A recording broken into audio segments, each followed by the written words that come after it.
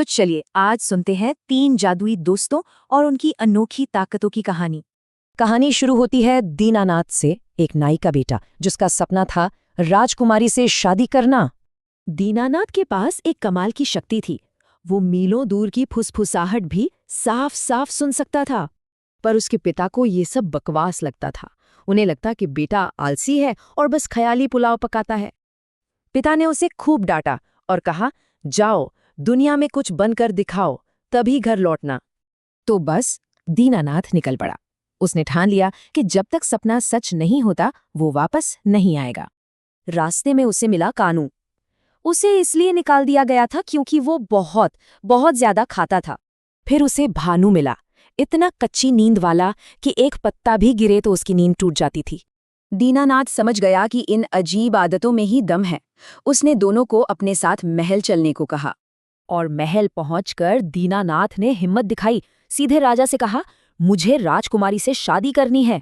राजा को मजाक तो लगा, पर उसने एक शर्त रखी, अपनी काबिलियत साबित करो वरना सजा मिलेगी। अब इन तीनों दोस्तों को राजा की मुश्किल परीक्षाओं से गुजरना था, एक के बाद एक। पहली परीक्षा थी कानू की। राजा ने शाही रसोई में पकवानों का ढेर लगाने का हुक्म दिया।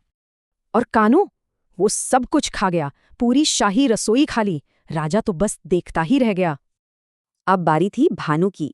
उसे सोने के लिए 7 नर्म नर्म गद्दों वाला बिस्तर दिया गया। लेकिन वो सो ही नहीं पाया। चिल्लाया कि कुछ चुभ रहा है। देखा तो गद्दों के नीचे एक बाल था। आखिर में राजा दीनानाथ की तरफ मुड़ा। अब ये क्या कमाल दिखाएगा। तभी दीनानाथ को अस्तबल से एक खतरनाक कानाफूसी सुनाई दी। उसने फौरन राजा को बताया कि मंत्री और सेनापति ही उन्हें मारने की साजिश रच रहे हैं। राजा ने दीनानाथ की बात मानी और बिस्तर पर पुतला रख दिया, और दोनों गद्दार रंगे हाथों पकड़े गए। राजा की जान बच गई। वो इतना खुश हुआ कि उसने दीनानाथ को अपना दामाद और वारिस बना लिया। दीनानाथ का सपना सच हो गया। उसे राजकुमारी मिली, कानू को पेट भर खाना और भानु को सबसे आरामदायक बिस्तर। पूरे राज्य में उनकी शादी का जश्न मनाया गया।